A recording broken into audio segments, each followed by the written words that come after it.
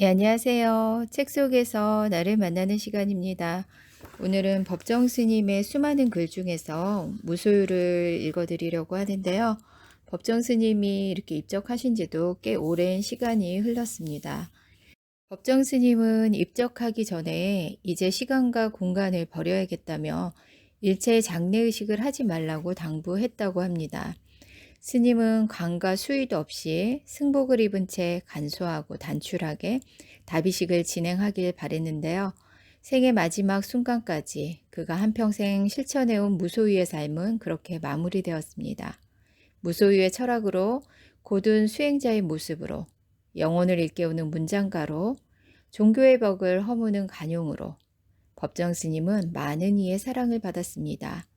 법정 스님은 육체는 죽일 수 있을지 모르나 영혼은 그 무엇으로도 죽이지 못한다고 했습니다.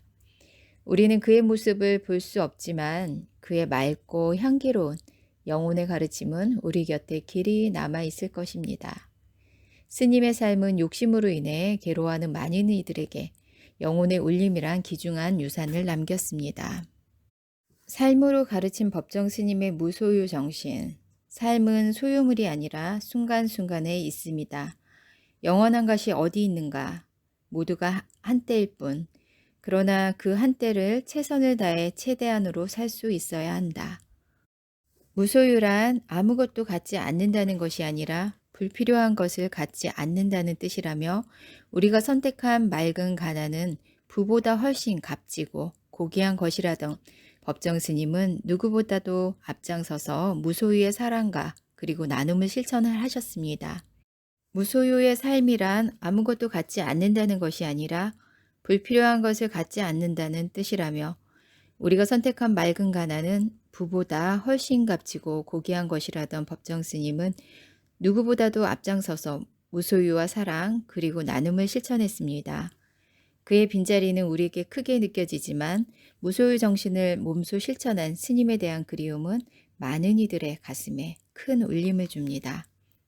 선택한 가난은 가난이 아니다라는 청빈의 도를 실천하며 무소유의 참된 가치를 널리 알려온 법정 스님은 끝없이 정진하는 진정한 수도자로서의 면모를 보여준 참 스승입니다.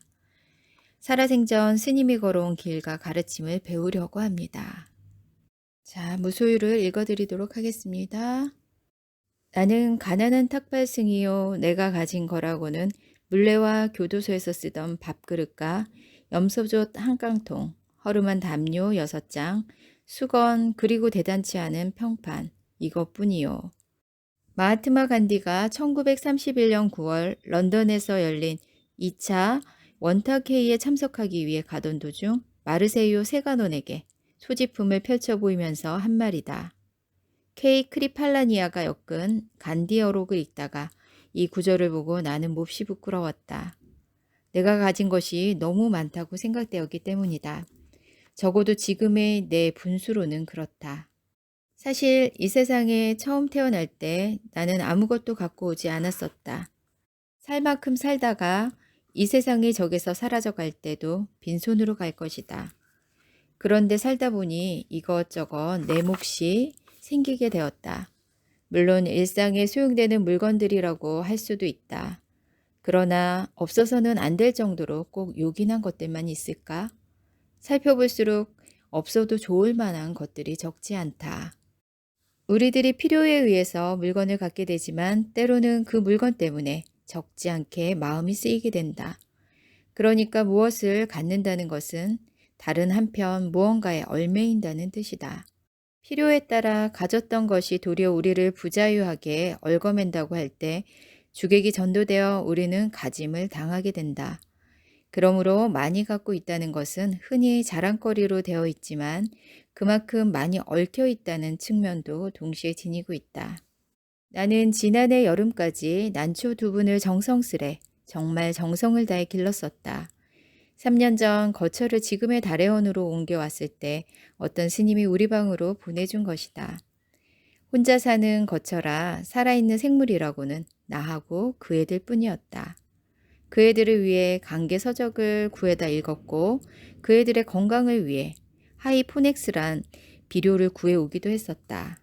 여름철이면 서늘한 그늘을 찾아 자리를 옮겨 주어야 했고, 겨울에는 그 애들을 위해 실내 온도를 내리곤 했다. 이런 정성을 일찍이 부모에게 바쳤더라면 아마 효자 소리를 듣고도 남았을 것이다. 이렇듯 애지중지 가꾼 보람으로 이른 봄이면 은은한 향기와 함께 연두빛꽃을 피워 나를 설레게 했고, 입은 초승달처럼 항시 청정했었다. 우리 달의원을 찾아온 사람마다 싱싱한 난초를 보고 한결같이 좋아라 했다.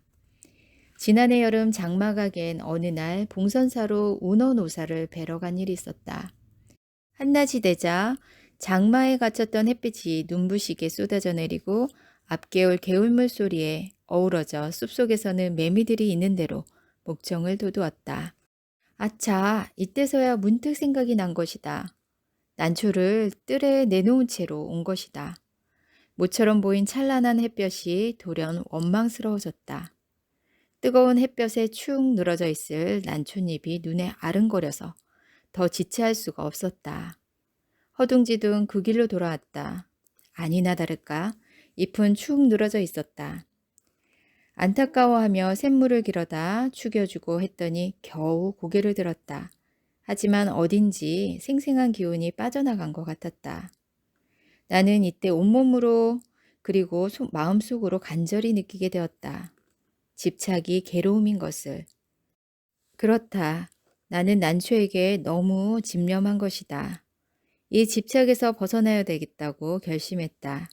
난을 가꾸면서 산철에도 나그네 길을 떠나지 못한 채 꼼짝을 못했다.